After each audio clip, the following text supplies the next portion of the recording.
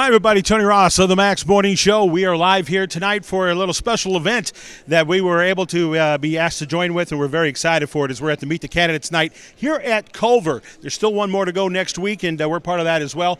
But tonight, it's your chance to to meet the commissioners here for Marshall County. We've got 6 great candidates that are going to get a chance to introduce themselves to you, so you have an idea when it comes time, election time, which one you're going to be voting for in the polls. And of course, we want to say a special thank you to the Culver Redevelopment Commission for putting this event on. And tonight's sponsor here on Max 98.3, our friends at the Culver Visitor Center, where you can go to findculver.com and see a list of Culver events all the way through the December of 2024. And of course, that's findculver.com. So as you see behind us here, we've got our candidates all sitting. They're ready to go. And so our wonderful guys are going to be announcing everything here tonight, and it's just going to be a great time. We hope you enjoy this, and we appreciate again all our sponsors for this event. We hope you enjoy it. Right now, let's go ahead and turn it to our moderators. Good evening. We welcome you to tonight's discussion between the candidates running for Marshall County Commissioner, organized by Culver's Redevelopment Commission. The purpose of this event is to offer voters the opportunity to learn more about the candidates and their desires for the county. By taking the next 90 minutes to hear from them directly, we hope it helps you make an informed decision at the polls on May 7th. Before we begin, let's all please stand for the Pledge of Allegiance.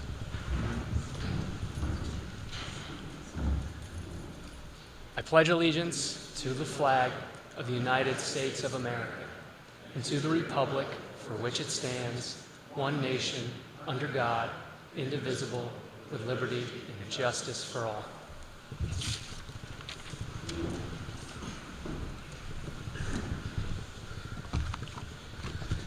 Before we begin, we would like to thank and recognize Kyle Kling and John Rogers, as well as the students from Culver Communities High School's Government and Culver Academy's Humanities class for making this event possible. Additionally, we would like to extend our gratitude to Hannah Croy for handling the marketing and communication for this event, as well as Marty Osterbahn and the Culver Redevelopment Commission for helping to initiate and organize this evening.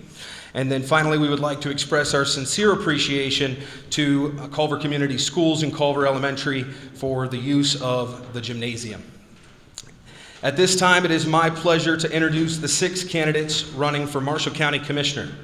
They are Mr. Jesse Bohannon, Mr. Mike Burrows, Mr. Francis Eller, Mr. Adam Falstich, Mr. Steve Gorski, and Mr. Jeff Johnson. We ask that the audience refrain from applauding or in any other way showing support or non-support for a candidate. As moderators, we have generated a list of 6 questions that the candidates have had the opportunity to preview ahead of time. If, after what you hear tonight, you have any specific questions for a candidate, please wait until the event is over and ask them directly.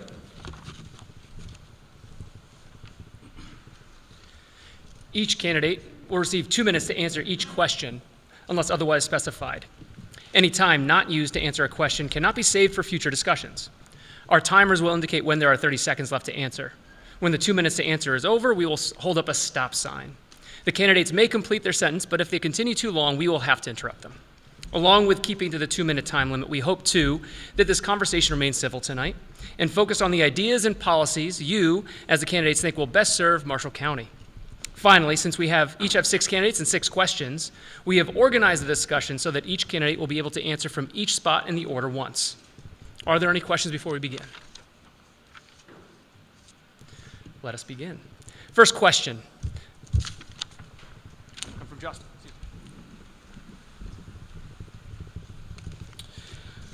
Question number 1. Tell us a little about yourself, why you are running, and what particular experiences or skills have prepared you to serve as an effective Marshall County Commissioner. Mr. Bohannon. Thank you, and I want to thank everybody for putting this event together tonight. It's been quite a while. The last time that I ran for election was 2020, and nobody wanted to come within 6 feet of anybody back then. So Experience, I think experience goes back to how I was raised for me. Growing up in Marshall County, I was surrounded by good conservatives, and the first one of those was my dad. And he made sure that after school was over, I got an education in Americanism. And for me, that means that I am a Christian, a conservative, and a Republican in that order. That means life and liberty and personal responsibility. It means low taxes and limited effective government. I was taught that government is the answer to very few problems, and that when our people are simply free, we lead the world in creating our own happiness and prosperity for all people. I went to a lot of government meetings when I was a kid. Started doing that when I was probably in 6th grade. And the experience there taught me that there is nothing more frustrating than being a part of a loud crowd, a large, loud crowd, pleading to be heard and being ignored by the people who should represent us. My qualifications: I have been in the battle for liberty for over 30 years, as an activist, as an author, as a foot soldier, as a candidate, and now as an elected official. I am happy to stand on my record. I believe I have been a leader who listens. This is my 4th year on the county council, the 2nd as president, and on the council we have brought the changes the people have asked for, and we have finally begun to turn this massive ship in the right direction. So I'd like to just stand on the fact that we've made substantial increases for road funding and for public safety while fully funding the essential functions of government and maintaining a balanced budget. I will promise that the principles that have guided me so far on the council will be the same that I will take with me to the Board of Commissioners. Thank you.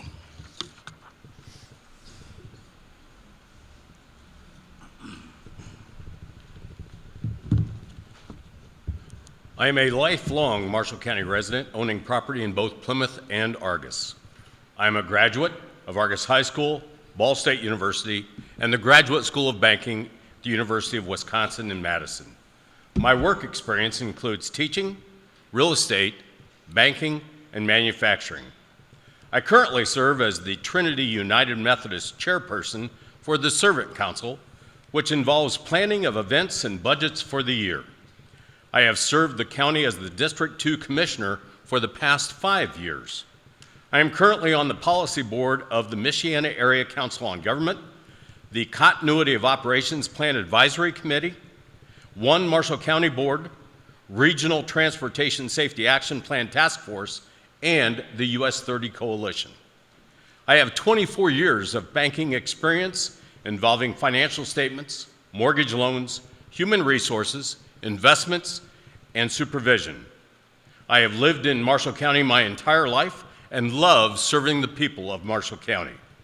I have been the president of the Marshall County Blueberry Festival and assisted the management and budget for that organization, along with the festivities of the Labor Day weekend.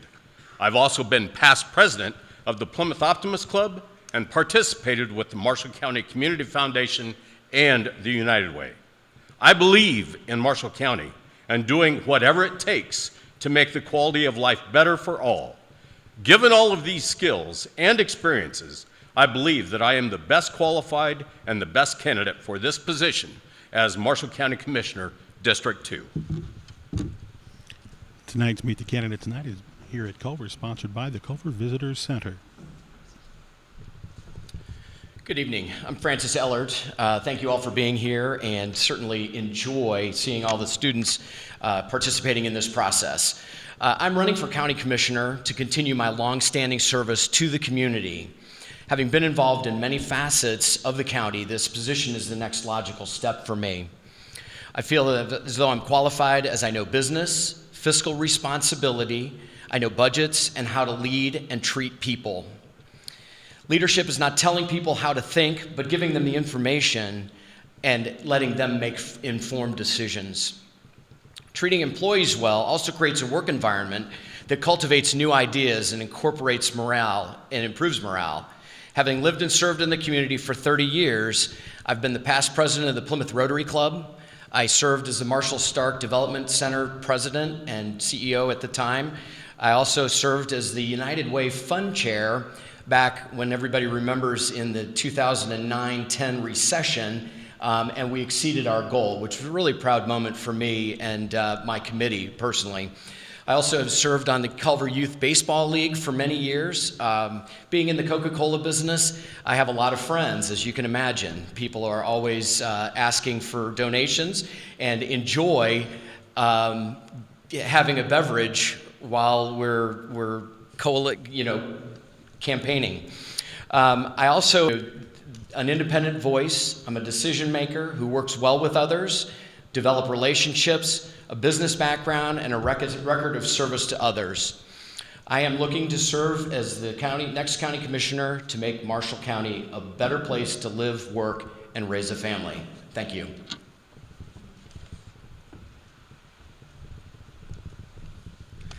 As was decided in our our meeting before the event started, we are going to read the question every third candidate. So restating the question, please tell us about yourself, why you are running, and what particular experiences or skills have prepared you to serve as an effective Marshall County Commissioner.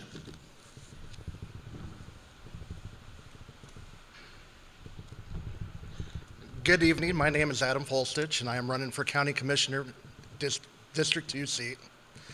I am a lifelong resident of Marshall County, minus my 12 and a half years in the United States Navy. I am running for commissioner because I believe in service before self. And I want to continue my service to people that have already started as a county councilman. My experience includes a variety of things. Majority of it was my time in the military. During that time, I was in charge of multiple work centers and carried multiple hats with a variety of duties. I was in charge and managed up to 75 people as a work center supervisor, and my biggest role in leadership was as the quality assurance supervisor, which I was in charge of 230 personnel and managing 43 programs within 13 work centers. During that time, I was deployed to the USS Ronald Reagan in 2011 when the Fukushima reactor went up. And we experienced something that you normally would never experience or could never imagine experiencing, and that was we had a radiological contamination event on the ship, meaning that we got covered in radioactive dust, which posed unique challenges that I feel translates to some of the unique challenges as a commissioner you might face, i.e., for example, the COVID situation, which we faced a couple of years back. From the military, I moved on to what I am currently doing is a field service engineer in manufacturing. I work on CNC tooling machines, and that's gave me a broad background in corporate business, customer service for sure, and allowed me to, thank you very much.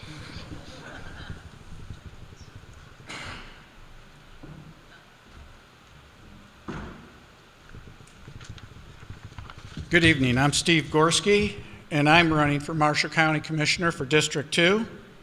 I've lived in Marshall County 50 plus years. I went to school here. I married my wife here. We've raised our family here. My experience in manufacturing regulatory compliance has helped prepare me for this. I've had responsibilities locally and at multiple sites and states.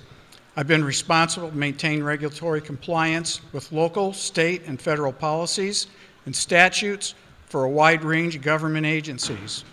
While performing these duties, I was also responsible for human resources at multi-state sites. I established many corporate policies to protect people and the environment.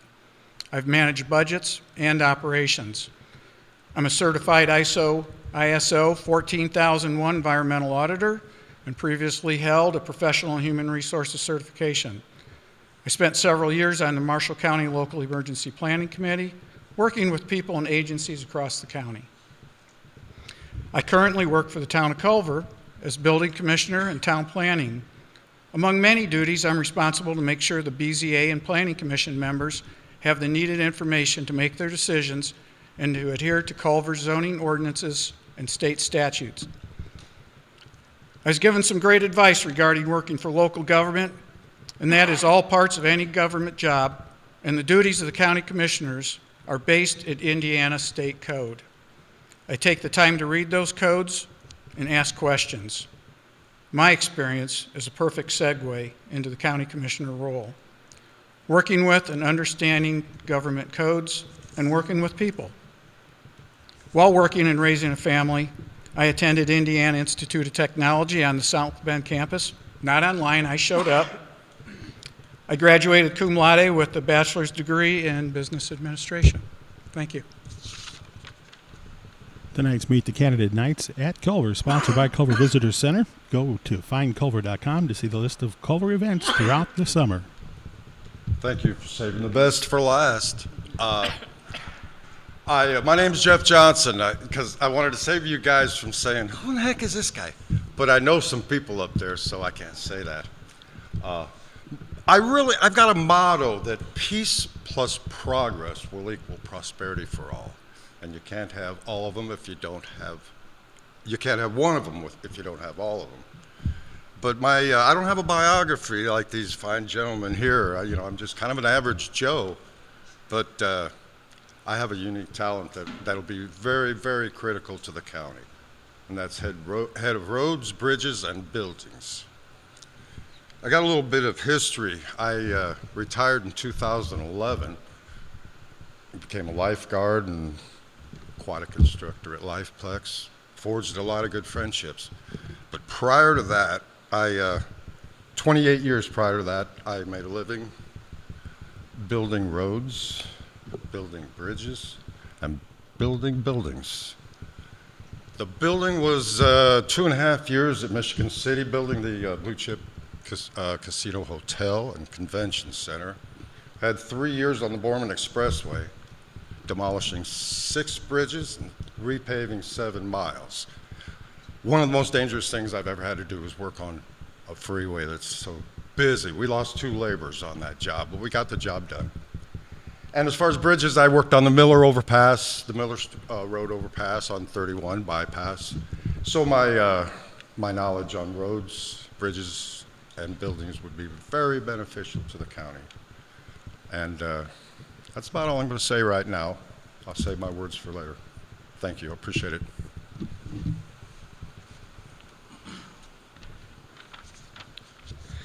We're now on to question 2. A major issue on several candidates' campaign platforms has been concerns around investments in solar energy. The question is, should Marshall County invest in more solar power energy or not? Explain.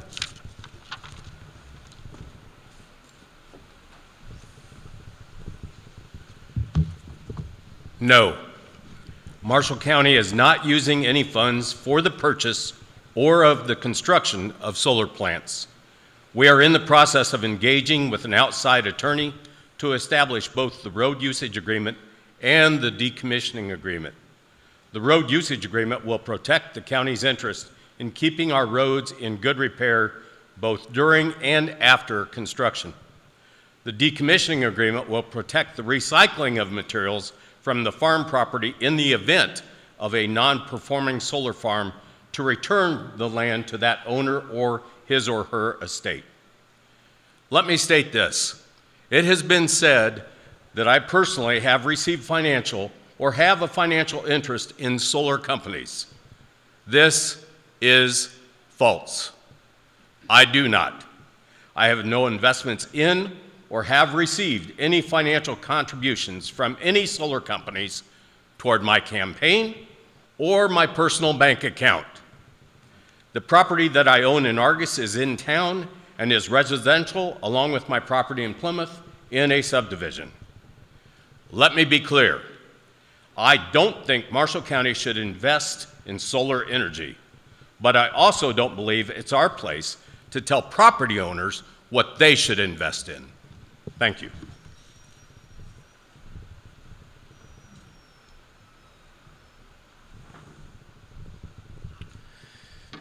Solar is a hot topic. Evidently, there are only 2 sides. You're either for or you're against. And I'm not sure why we can't find middle ground. I also have no financial interest in this, not getting any money. It seems like the electric companies and the state and federal government are driving these trains. mostly because there are subsidies that are out there and available for property owners. I would say that my goals would be to, if these are already existing, which seem to be the camel's noses under the tent on this one, that we will move forward with rules and regulations and make sure that the Marshall County taxpayers are not impacted or are limited on the impact that they would have on solar power. I wasn't a decision maker when this was going about, but I will tell you a story. I've lived in Culver for 30 years. And I remember when Susan and I renovated our house, we had to go through all the same rules and regulations that everybody else did. We followed the rules, and recently we have a neighbor that tore down a house and is rebuilding the house. I may not like it because it's not the same footprint, but they're living within the rules of what's acceptable. And the building commissioner has signed off on it. They are not violating any of the setbacks. It's larger than they told me it was going to be, but I don't have any choice in the matter, so I have to live with it. It's not something that I like or care about, but it's one of those things. There's a lot of speculation also on this. All of it is anecdotal. We just need to do what we can to protect the Marshall County citizens and taxpayers from unnecessary costs associated with these projects. And if they live within the rules, the property owners have the right to do those things. Thank you.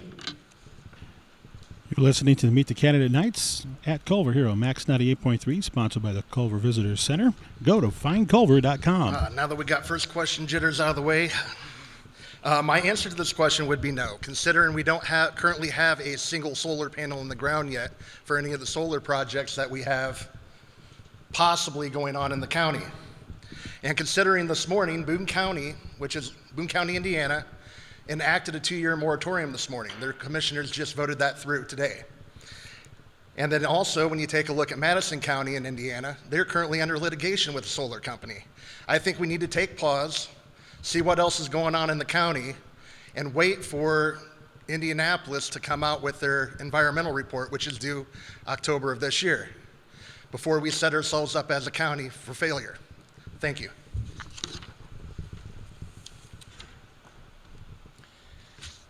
Just a reminder that the question is, should Marshall County invest in more solar power energy or not?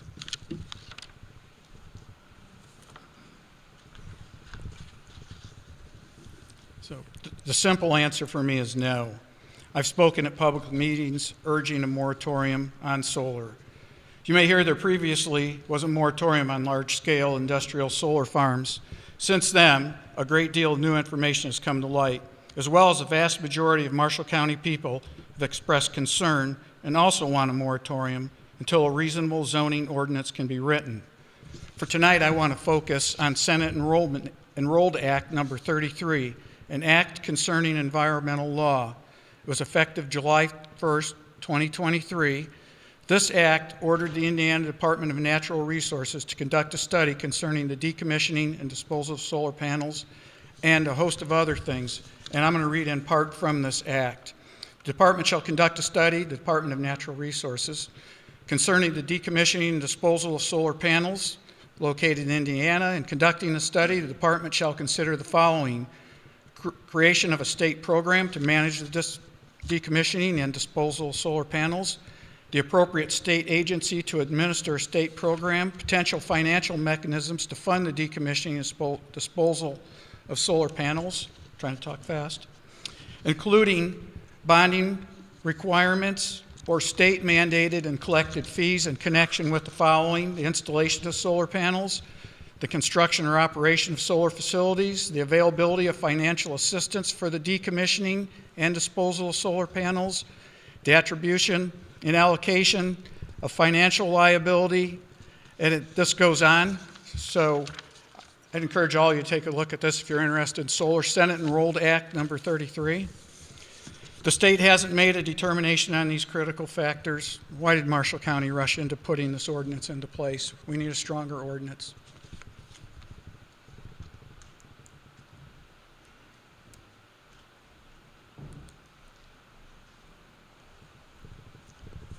Oh, Solar issue. That's a pretty hot topic. I prefer not to get embroiled in the subject at this time because I really haven't done my research enough to pose an opinion either one way. I hope I don't disappoint you people, but yeah, you know, these fine gentlemen are the ones that are going to be battling it out. My name's already on the ballot for November, so all I can say is I promise to take my battles to the ballot box. That's where it belongs. And my weapon of choice is going to be the truth. That is the most powerful choice the weapon on earth. And I think as far as the other questions go, I'm going to defer to answer that because they all are based on an opinion, yes or no. And right now, I don't even know who my opponent's going to be. So I don't think it's fair to give you an answer that is not truthfully my own 100% truth. So hope I don't disappoint you for being a party pooper. But I'm a progressive Democrat, Party of Freedom, and I'm darn proud of it. Thank you very much.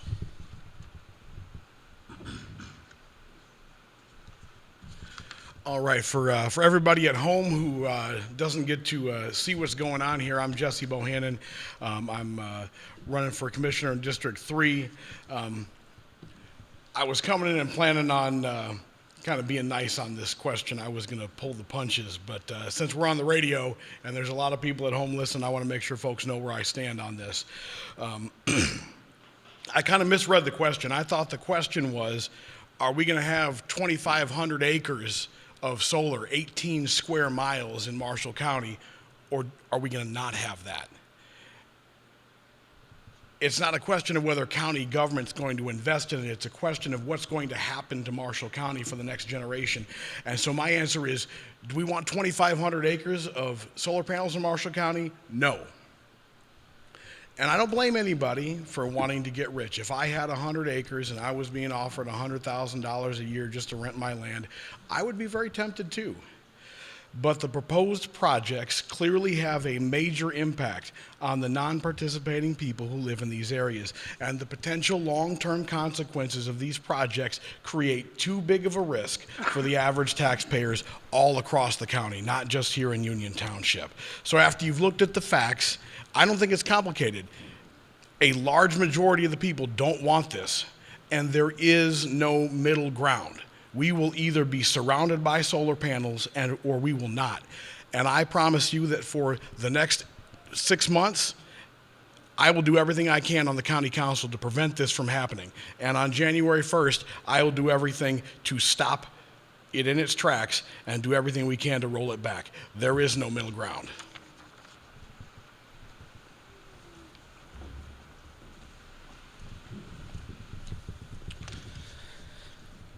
Now on to question 3. Regarding the county budget, where do you feel we are underperforming? Where are we currently overspending? What steps will you take to rectify the situation and/or reallocate funds? Tonight's Meet the Candidate Night at Culver is sponsored by Culver Visitor Center. Go to findculver.com to see more. Thank you. If we learned anything about COVID, we know that the county needs a strong financial position. We have a really good auditor in place at this point in time. She does a really good job. She knows exactly what and where all the money is going. We can't rely on the federal government to come back and give us money like they have for the last several years. So we need to do what we can to save money, keep money in a rainy day, to prevent any kind of unexpected expenses, or at least have something set aside for unexpected expenses. And then as far as it goes, fixing the roads is great, but we need to have a balanced approach. There's also technology upgrades that are going to be necessary. Having a plan, I do tend to find myself as a planner. Being in business, we do 4 to 5 to 7 year plans in our business, and we look out to see what our needs are going to be from a capital standpoint and those types of things. So it's not just reacting to something that has happened within the last year, or actually if a HVAC system breaks, we have the money to fix that, and we can kind of project as to the age and the life of those pieces of equipment.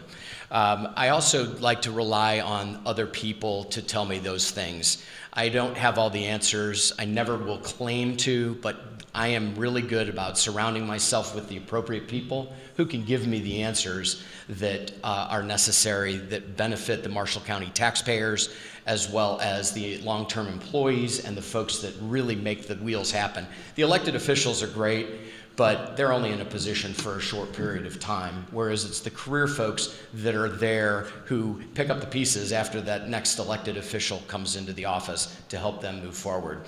So there are a lot of things that I don't know, but I do know you're going to need equipment replaced. Also, this local income tax will expire in the next couple of years for the jail. I understand that it generates about $4 million worth of tax. Oh, sorry.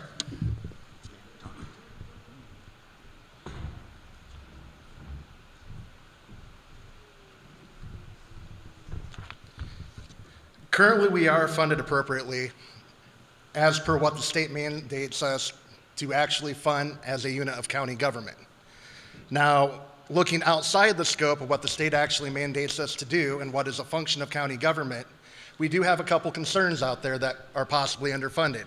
One of those would be healthcare in the county. And I do believe our current commissioners are on the right path by getting our health department in a functional building as a first step to start correcting that issue. Secondary to that, and also related with recent events with firefighters and the talk of public safety tax, I believe that is an area that we do need to address. It might be underfunded. Fortunately, though, as we look further into this and what the financial requirements might look like for that, we do have a heavy cash on hand balance in our rainy day fund, which would allow us to float money to those departments that might need it, should we determine so, until we can get a permanent process in place to prevent this from ever becoming an issue down the road. Thank you.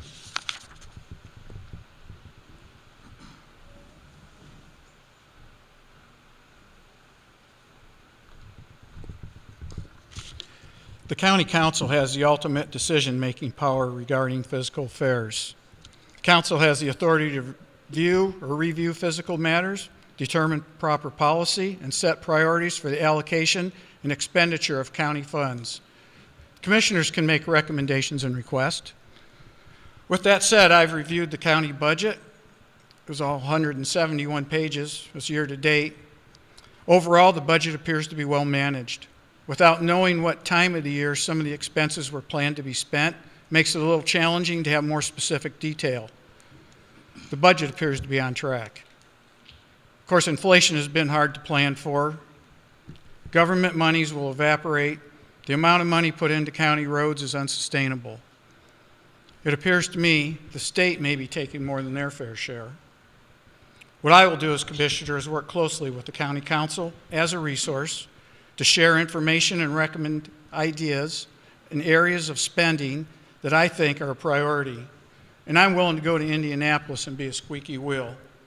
Be relentless to make sure Marshall County is getting its fair share. The commissioners have some discretion with their portion of the budget. Not everything can be planned. This takes some forward thinking. As commissioner, I'll recognize the importance of planning ahead and, most importantly, wise spending. Tonight's Meet the Candidates Night at Culver is sponsored by Culver Visitor Center. Go to findculver.com to see the list of events happening this year at Culver. Once again, as a reminder, the question is, regarding the county budget, where do you feel we are underperforming? Where are we currently overspending? And what steps will you take to rectify the situation and/or reallocate funds?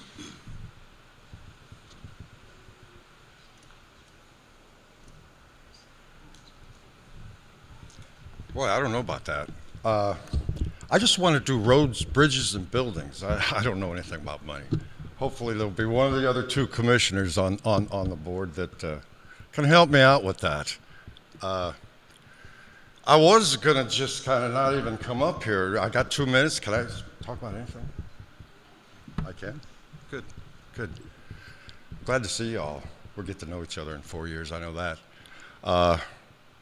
I'm for My goal is to open people's minds to change, not change people's minds. That's something you all have to do on your own.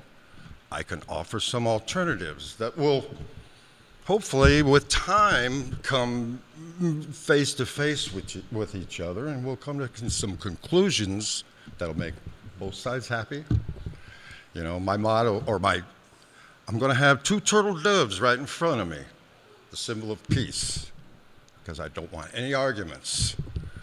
Like I say, I'm going to fight my battles at the ballot box, not on social media, not in the streets. I'm going to fight it with the truth.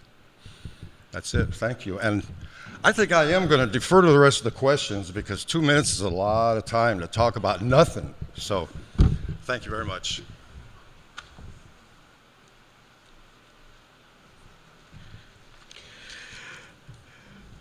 Again, I'm Jesse Bohannon. I'm running for Commissioner in District 3. So I'm going to answer this question not as a member of the council, because as a member of the council, as a member of the budget committee, I could talk all day to you about the budget. But I do think Mr. Gorski was on the right track here, because when I arrived on the council just a little bit over 3 years ago, one of the first things I was told is, stay in your lane, councilman. And that was the old guard's way of telling me, sit down, shut up, and rubber stamp whatever comes in front of you.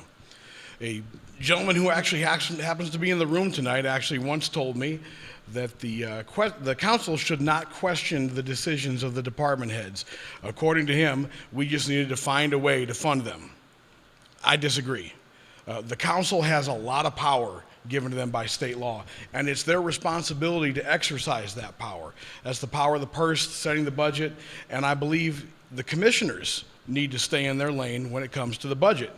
The council sets the priorities for government by how they fund it, and then it is the commissioner's role to do the best that we can to fulfill the basic responsibilities given to us by the state legislature based on the funding that we get from the council.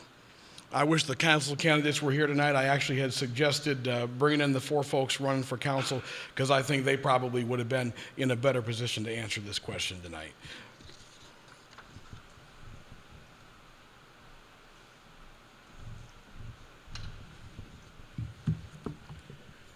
The state continues to adjust the amount of revenue which we receive for funding for the general, reassessment, health, CUME Bridge, and CUME CAP funds that are all managed by the commissioners.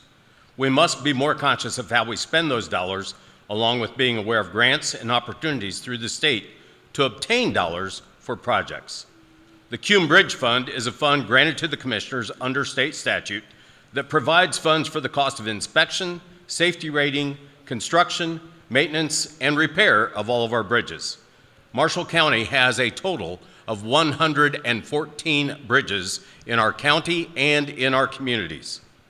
Commissioners may establish CUME CAP funds to provide money for such things as purchasing right-of-way, sanitary storm sewers, purchase of land with or without buildings, purchase or lease of motor vehicles, purchase or lease of upgraded computer equipment. We have been and are continuing to be over budget in both the jail operations and the highway funding. We are currently in the process of looking at possible relocation of the Marshall County Health Department and the Department of Corrections, which are paying rent to the Community Resource Center. The commissioners only control a certain amount of the budget, with the council overseeing most funds. However, the council has hired both an attorney and a financial advisor to do what they were elected to do. To me, that is a waste of taxpayer dollars. The DLGF recommends that counties have 180-day cash on hand, which amounts to having $7.3 million on hand, and we currently have 9.1.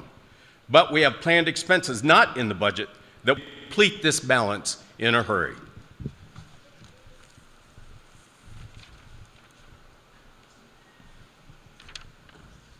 Thank you. Question 4. What do you see as the most pressing need for infrastructure or capital projects in the county? How will you propose financing those projects?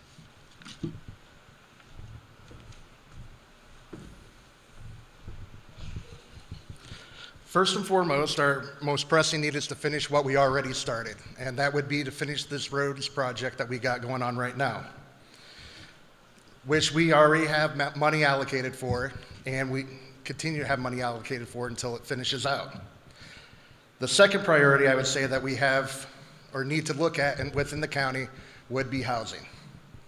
We seem to have a whole lot of rental properties and a shortfall of single-family homes, which I look at as bad for the county because ideally you'd want younger couples moving in, having families and staying here for 18, 20 years or better, and actually creating Marshall County as their home instead of transitory residents who rent for a couple of months and then they disappear to another community or county where they can actually buy a home and raise a family, which is where they'll stay until their kids grow up. I know right now Plymouth, Argus, and Bremen are taking up that mantle to try to meet those challenges. And as of now, I don't know what role county government actually would play in that because it is not mandated by the state to do so. However, it would require a public-private partnership with different organizations within the county, provided that there's transparency in that process and the voters can see where those taxpayers are actually being spent. Thank you.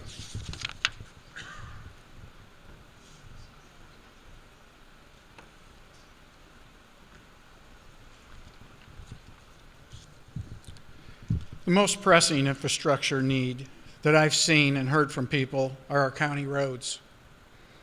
I've heard the concern often as I spoke to people throughout the county. We have a great team at the Marshall County Highway Department. I heard the road plan from Jason Peters. It's a good plan. Get the roads in a state where they're acceptable and can be maintained, and then rebuild them, keep making them better. Considering cost, at approximately $20,000 a mile to chip and seal, approximately $65,000 a mile to grind and pave, county funds get used quickly. Inflation's affected everything. A typical annual budget is approximately, for the highway department, is approximately $5 million. $8 million a year is needed to maintain what's being done right now. The council has worked hard to find more money for the roads. However, at the current desired pace for the county road improvements, our funds will be unsustainable. Our county jail is also becoming more pressing as it's in need of repairs. Like most things, the longer you let it go, the more it's going to cost to fix it. There's not an easy answer for how to get money for the roads. It's going to take time in Indianapolis, working with legislators, even the governor, to get some changes made to the DLGF. Towns, cities, and counties currently receive a percentage of the total state income tax revenues through this fund on a per capita basis. It's just more bureaucratic red tape that we're going to have to find our way through.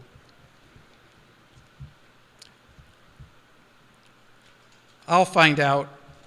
I'll go to Indianapolis if elected commissioner. I'll take time to visit with those elected officials there, and I'll find out if Marshall County's getting its fair share, and then I'm going to ask for more. Tonight's Meet the Candidates Night at Culver is sponsored by the Culver Visitor Center. Go to findculver.com. Mr. Johnson has deferred his time. We're continuing on with question 4. What do you see as the most pressing need for infrastructure or capital projects in the county? How will you propose financing those projects? Well, I'll take those 2 minutes if I can have them. No. Again, for the folks at home, I'm Jesse Bohannon. I'm running for commissioner in District 3. The county is responsible for roads and bridges. And the good news is that we have the best bridge ratings in the region. We might even be spending a little bit too much on bridges right now. That's something to look at. But obviously, the roads continue to be the number one concern that most folks have. In 2023, as a part of the council, I voted to increase the funds that go directly to road repair 225%. That's more than tripling the amount of materials and labor that directly went into what you see on the ground. There's a lot of overhead. That obviously got taken care of, but the real road work, we had the most productive year on record, according to the highway superintendent, in 2023, and we need to maintain that level of spending for 3 to 5 years. Everybody on the council knows that we cannot continue to spend as we've been spending for the last 2 years, but we don't need to. We're still catching up from years of neglect, and once we have hit our goals for overall road quality, then we can transition from the intensive repair that we're doing right now to more simple maintenance. And we have the money there between our dedicated funds, between the surpluses and the general and rainy day funds. We just have to stay the course. We do have a small challenge out at the jail. There's some cracks in the concrete on the exterior of the building, and we're looking at that right now. This is a great opportunity to demonstrate a good way of thinking about managing projects like this. We can't just start throwing money at the problem, but we do have to have an independent assessment of what the problem is, find an effective way to address it from experts that don't have a financial interest in the project, and then manage that going forward. But that's all I've got. I could have talked for another 2 minutes.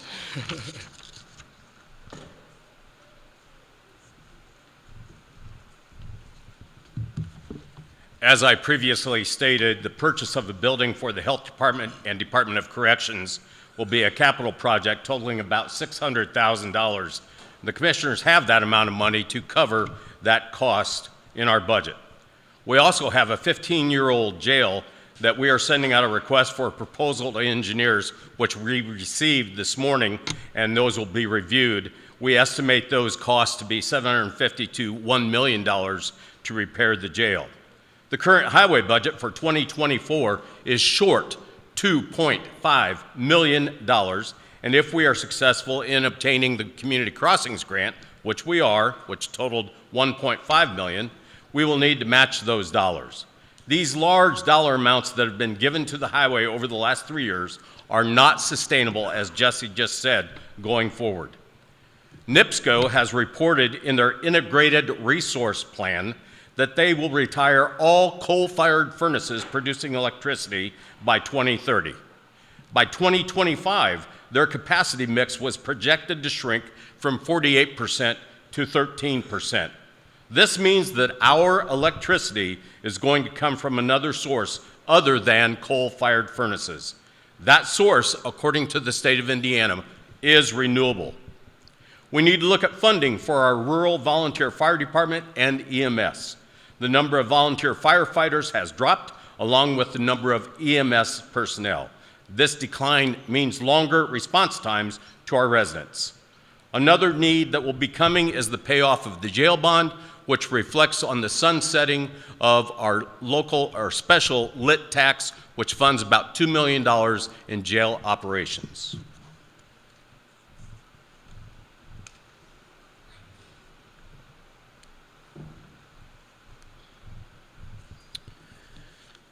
As I said before, I'm a planner. I talk to the appropriate people, find out what is needed. It sounds to me like the jail needs some repair that either hasn't been kept up with or has just wear and tear.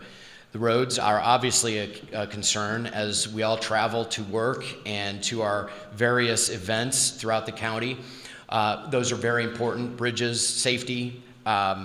The health department, I think that is a good steward of money and had that on my list of things as well. But I do think that one thing that has not been addressed specifically is the fire and EMS. You know, as most of you know, a couple of communities have gone to fire territories, which typically will raise local people's property taxes because it's covered in a broader sense. It is hard to find volunteers. It's hard to get them trained. And we need to come up with some sort of solution because I don't know about the rest of you, but I want to know that there's going to be somebody that responds if I have a medical emergency or someone in my family has a medical emergency, and that they have the training and the appropriate equipment to serve the public effectively. So, as I said, I'm a planner. I like to do these things, and I also like to find the right people to get at the table to make those appropriate decisions. Thank you.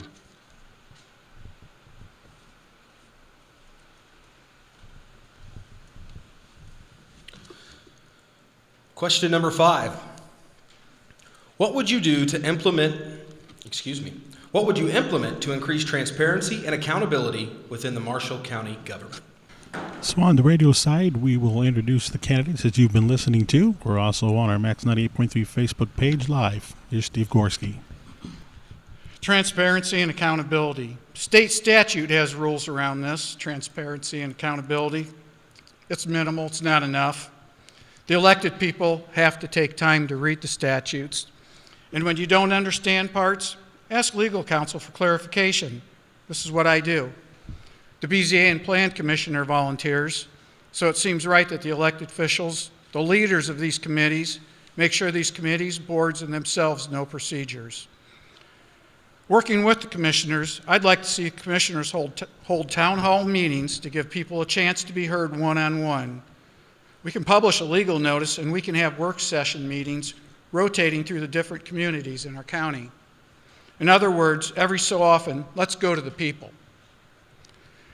There have been some who question why we don't have meetings in the evenings, which may allow more access to the commissioner meetings. This is something that commissioners have to consider. Part of the consideration of this is what conflicts are there with other standing meetings in the county, municipalities, and even churches. We have to do a better job of communication. There's all sorts of media and tools available. We just need to use those. I have no doubt we can improve access to the commissioners, and with that, transparency and accountability.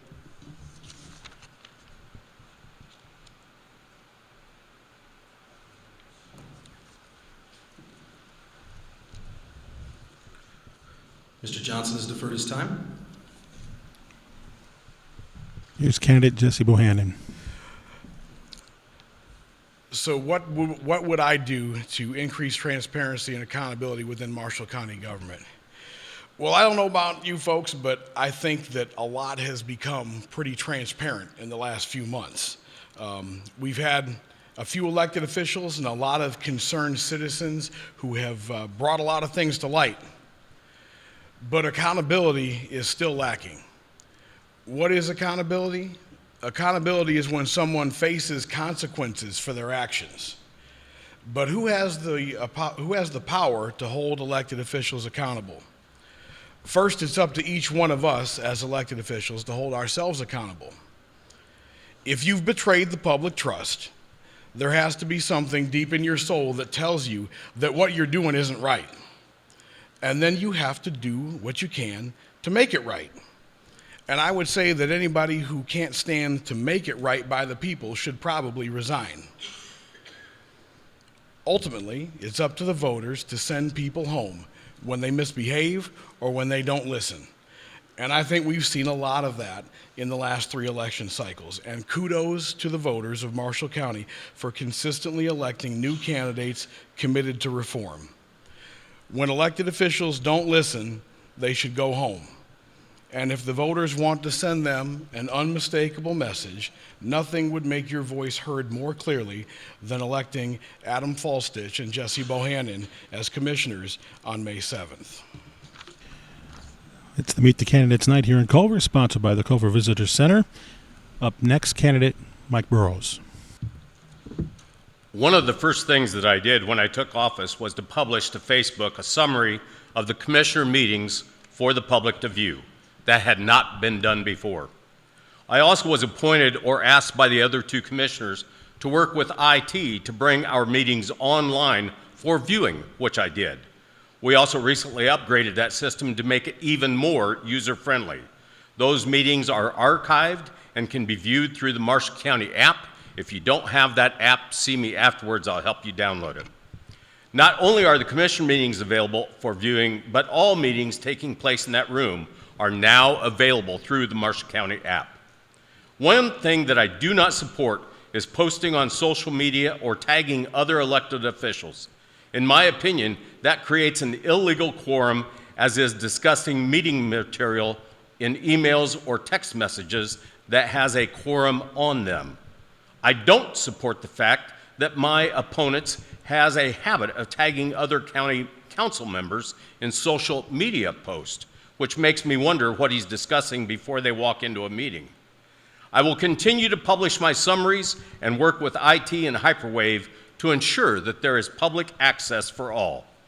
The current county council uses a consent agenda, which does away with discussion among the council. For example, additional appropriations. Those used to come as a request by department heads, and in the past, department heads attended the meetings and explained the reason for the need for the additional funds. I'm not sure when or where that discussion takes place for these items, but it's not happening in public meetings. I would encourage and support all meetings to be open and transparent as possible for the taxpayers of Marshall County.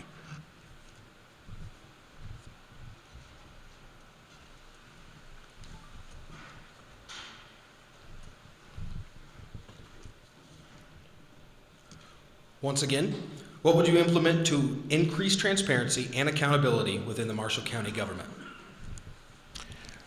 Candidate Francis Ellert. Thank you. I think transparency has actually improved over the last number of years because most of you know you can watch meetings online. You can go back and watch the content if you can't watch it all in one sitting. So I think those kinds of things have been improved. I think COVID was sort of the catalyst of that, but my approach is an open door policy. I do that with my employees. I do that with all the people that I know. It builds trust and develops relationships. This is a job that is about connecting with people and connecting with your constituents and connecting with the people that make the wheels turn. I don't pretend to have the answers. Surround myself with the right people. We have great people that work in the county, and they should be appreciated and valued. With me, what you see is what you get. No games, no hidden agenda. I've been an active servant to the community for 30 years, and I don't intend to quit and do something different now. Thank you.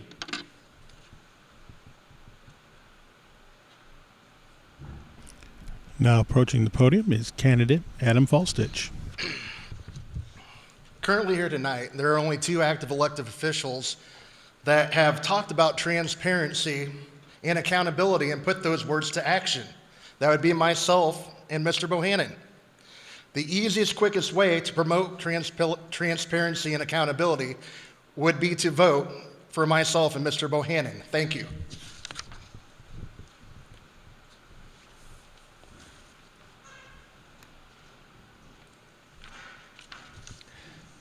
On to the final question of the evening before closing statements. What would you do in order to create more economic growth and development in Marshall County? Mr. Johnson yields the floor. Mr. Bohannon.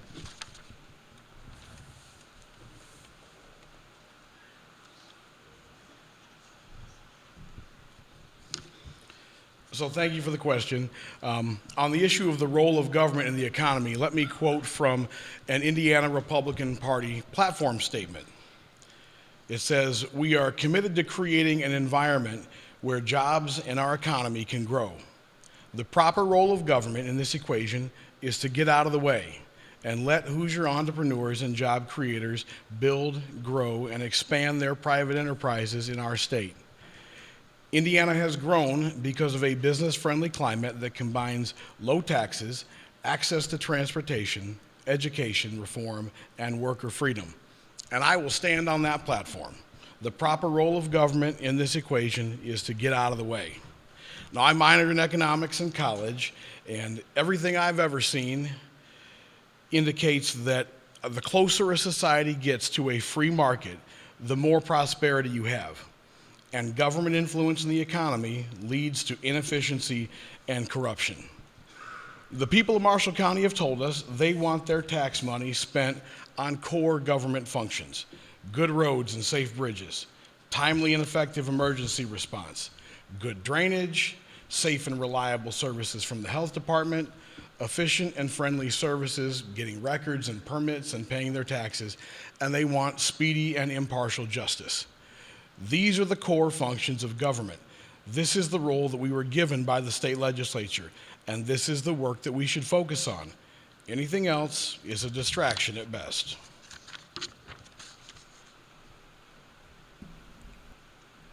This is candidate Burrows. I would continue to work with the Marshall County Economic Development Corporation to assist in developing opportunities for both retail and industry to locate in Marshall County. This will need to be done through careful planning of the US 30 and US 31 road programs being developed by INDOT. I currently am a member of the US 30 Coalition. We have expanded the availability of broadband throughout the county, which is essential for attracting businesses and helpful to schools. We have also started the Marshall County Sewer District, which will improve and protect the water quality of lakes and aquifers in the county, allowing those homes on smaller lots to be habitable in case of system failures. We need to continue to fund the road program brought by our highway superintendent that has decreased our failed or poor road from 85% down to 32%. These road programs have been unanimously approved by all 3 county commissioners. In addition to this traditional route of improving economic development, I think it's important we continue to support large-scale initiatives that improve quality of life. I've seen the work done in Culver to improve your park, increase events and programming, and add amenities with trails and park improvements. Culver is more beautiful today than when I took swimming lessons on the beach back in the 60s. This is important in terms of attracting teachers for your schools, families who may want to raise a family here, and visitors. Generations coming out of college pick where they want to live before they pick a job. These are going to have an impact on economic development outcomes. One doesn't happen without the other. Next up, candidate Ellert. It takes a village. I think we would need to continue to develop relationships with our local community leaders that do economic development, private investors, private businesses, working with other cities and towns. We all have relationships with people and places and things that we'd like to emulate in our own communities. Mike just cited a really nice example about Culver and how the beauty of Culver has improved over the last 30 years. It has, and that's not by accident. It's through a lot of hard work. But you've got to build a network with regional leaders and regional partners, and also state leaders and people who do this work every day. I'm in the Coca-Cola business. I don't track down other employers or other manufacturers who possibly would want to relocate here. There are professionals that do that. But we also need to have really good schools where educators that continue to develop a strong workforce. We need good roads. All of those things make Marshall County an attractive place to live, work, and raise a family. Thank you. Next up will be Adam Falstich, A candidate. reminder of the question: what would you do in order to create more economic growth and development in Marshall County?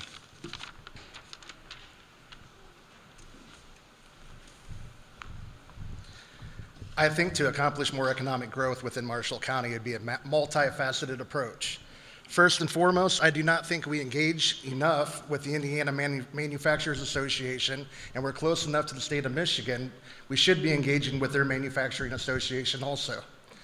One of the benefits of my current job is I get to travel in and out of multiple businesses in Michigan and Indiana. And although right now Indiana, there's not a big hunger for a lot of companies to move around because of the current economic situation in the country, up in Michigan, thankfully to their governor, there are a lot of businesses up there that look like an opportunity, like a county like ours, to move down here and take advantage of the business-friendly environment that we have. We also need to look forward to the future and skilled trades. And here shortly, as the project progresses, we will have the opportunity in Plymouth to utilize their skills trade building that they're getting ready to build and get some of our younger folks up and going with a job that pays a good wage to where they don't have to take on suppressing debt that they would if they went straight on into college. Thank you.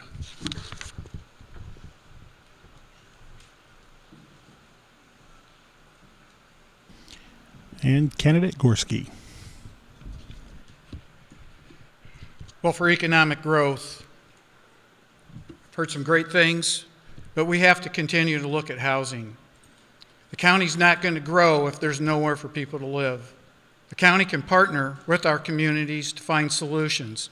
I've attended 2 of the Housing Matters meetings hosted by the United Way. It's been an educational process for me to hear the extent of what's needed in Marshall County.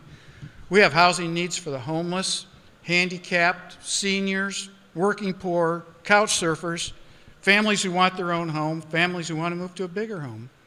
It's not an easy solution for housing. We need to continue to improve our infrastructure. When new businesses, industries come to check out a community in our county, they are looking at the whole county. Can the county support their needs to open a business? Is the infrastructure there? Roads are going to be a priority. Fostering entrepreneurship will help stimulate economic development. We need to create environments that will support this.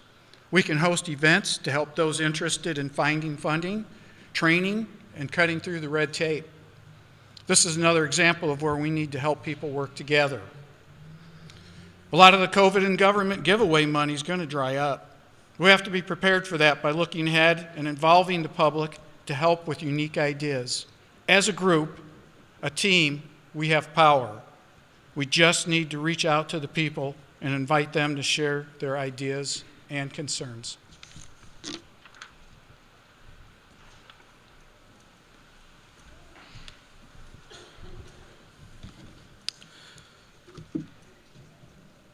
Before I invite our candidates to give their closing statements, I would like to add for the audience's knowledge here that this was an addendum added to our final statements after the candidates had already gotten their questions. We have also given them the option and freedom to say what they would like in their closing remarks, rather than specifically addressing what we have put in here to sweeten the answer, if you will. So, with that said, I would like to invite the candidates to give their closing remarks with one last question to think of in your response. Many years ago, Marshall County used to be held in the highest regard with our state leadership in Indianapolis. They would routinely use or reference Marshall County as a model to follow with its leadership. As a Marshall County Commissioner, what steps would you take to put Marshall County back in this position of distinction? For this question, each of you will have 3 minutes. Once again, candidate Jesse Bohannon.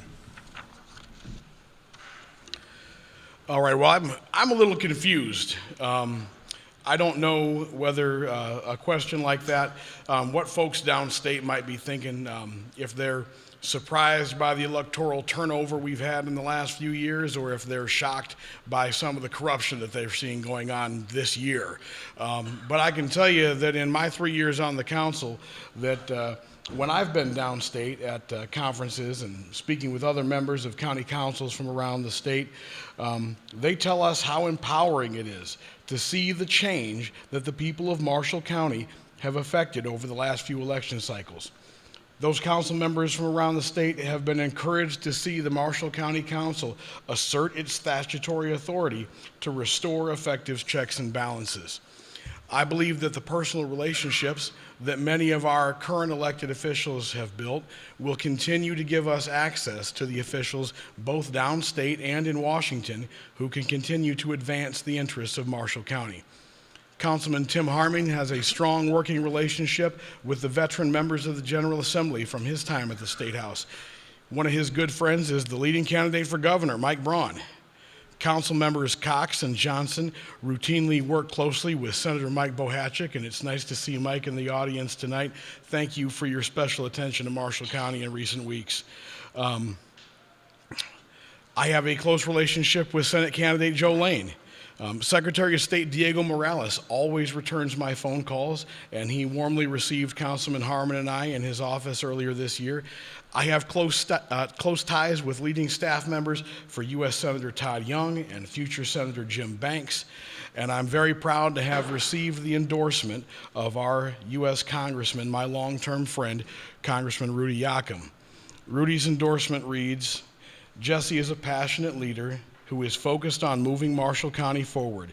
I fully support his desire to serve Marshall County as the next commissioner in District 3. So what do I think needs to be done to ensure Marshall County's place of distinction? I'd say let's keep going with the progress that we've made in the last 3 election cycles. Elect Tim Harmon and Brandon Shattuck for county council. Elect Adam Falstich and myself for commissioners. Like I said, a lot of things are heading in the right direction, so let's not go back to the old status quo. I want to thank everybody for coming out tonight, the Academy students and the members of the community. Thank you to the organizers of this event. It has been a lot of fun. May God bless you all, and may God bless Marshall County. And now, candidate Mike Burrows. While unfortunate, Marshall County has slipped from its previous status of esteem down at state. 4 years ago, we had multiple local elected officials who were in positions of leadership at the state level. This gave Marshall County a large and loud presence at the state capitol. Sadly, we lost those positions of leadership. We need local officials to get and stay involved with the state leadership to help restore our relationship and regard the high regard. I have attended and will continue to attend and be involved with the Indiana Association of Counties and the Indiana County Commissioners. This allows for collaboration with other county commissioners to see and hear what they are working on and learn the pros and cons of their projects. By being involved in the various committees and boards, I am representing Marshall County to be the very best of my ability and try to restore our high regard with that state leadership. We must use our vote to elect officials who will represent the county positively at the state level. I want to encourage everyone to get out and vote. 4 years ago, I believe we had less than 15% voter turnout. We must show our counties and the leadership in Indianapolis that we care about what is going on in our local communities. The polls are open now. Please vote and encourage your friends and family to do the same. Communication, respect, and humility is essential and goes a long way toward fostering teamwork like we had 4 years ago. To foster our regard with state, it will take a willingness to work alongside fellow elected officials with open and honest communication. It takes putting aside egos and working as a united county government for the benefit of all of Marshall County. I feel I am the best candidate to do this.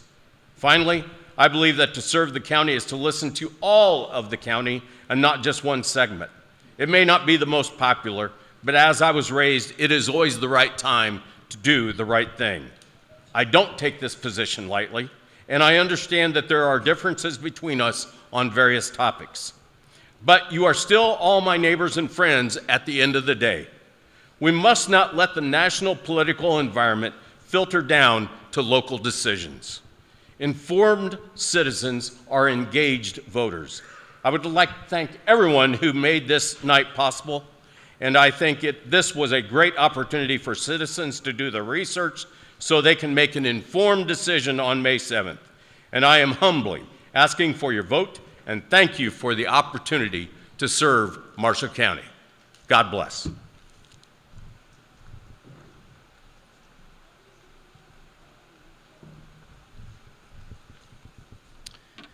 To make our county highly regarded again, I would leverage the relationships that I've developed locally, regionally, at the state and federal level. I would work with other county commissioners in the county and out of the county. There are a lot of ideas around the state that can provide us input for good decision making. I would take leadership roles and always try to set the best example for others. Use best practices when coming up with strategies and implementing initiatives. I would continue to serve in my capacity as a leader in the beverage industry, to meet new leaders, both public and private sector, and tout Marshall County at every opportunity I had. My goal is to always be and work to be the best ambassador for Marshall County going forward. My ultimate goal is to serve the people of Marshall County. I'm a uniter, not a divider. Independent thinker and leader. I listen to all, get input, and make the best possible decision based on the information that is in front of me. I have followed the Rotary International motto of service above self my entire adult life. Susan and I have taught our 4 children this value as well. Let me tell you, it never goes out of style. I'm also a big believer in the words, to whom much is given, much is expected. Susan and I have been blessed with a wonderful family, great friends, and a business that supports all of these opportunities. Thank you for coming this evening. I also want to thank the students from the Academy. I want to thank my wife, Susan, and my daughter, Betsy, for being here because they've been very helpful with the campaign, and I would appreciate your vote on May 7th. Thank you. That was Francis Ellert. And up next is candidate Adam Falstich. Would the students of Mr. Rogers' class or Mr. Kling's class please stand? Just to be recognized. Go ahead, CMA students, go ahead and stand up. It's great to see young people taking an interest in government. 3 more candidates to give their closing remarks, with one last question to think of in your response. Many years ago, Marshall County used to be held in the highest regard with our state leadership in Indianapolis. They would routinely use or reference Marshall County as a model to follow with its leadership. As a Marshall County Commissioner, what steps would you take to put Marshall County back in this position of distinction? You have 3 minutes.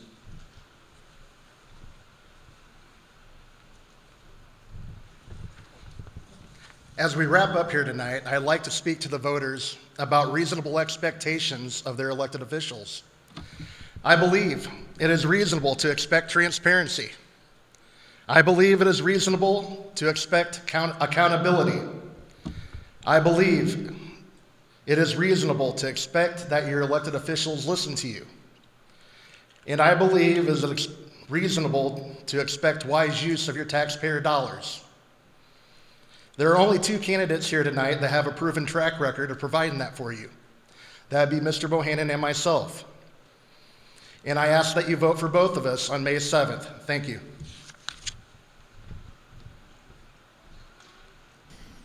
And finally, up next is Steve Gorski, candidate for commissioner. We'll start with, I wasn't aware Marshall County was seen in a negative light. So that's kind of news to me. But we can always do better. I'll be a leader. I'll set the right example. I'm someone who supports the will of the people. I stand with people who share a common concern for the future of our county.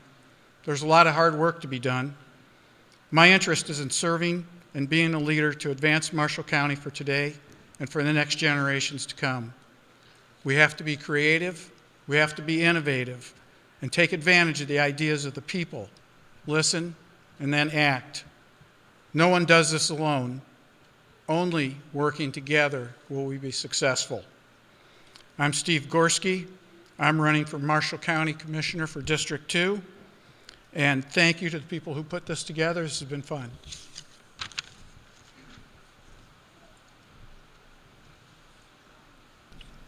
And up next, candidate Jeff Johnson. 3 minutes I got to use?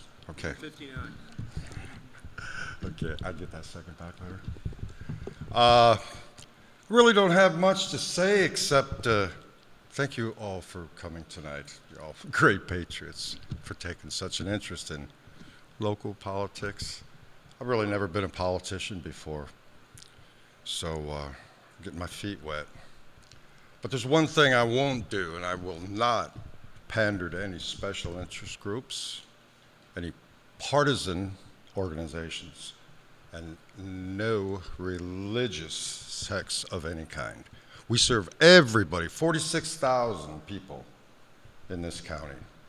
We treat them all the same. Our government's got to be government only.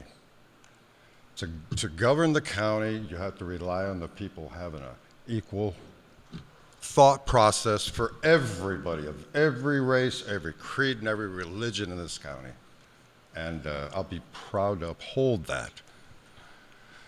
But I never really knew that our county was in such a bad reputation, you know, like what was stated. But I got to be real careful because I'm not going to say vote for me May 7th because, well, you can actually. You can. It'd be nice, you know, to have the ballot a lot going towards my side. But, you know, like I say, I'm not going to pander to the groups that want to do negative things for the people in this county. So thank you very much. I appreciate your vote, but I'm going to get to know you all a lot better. Hopefully by first names, because I'm going to be a very open commissioner. Maybe you can even start calling me the commish. What do you think of that? Thank you very much.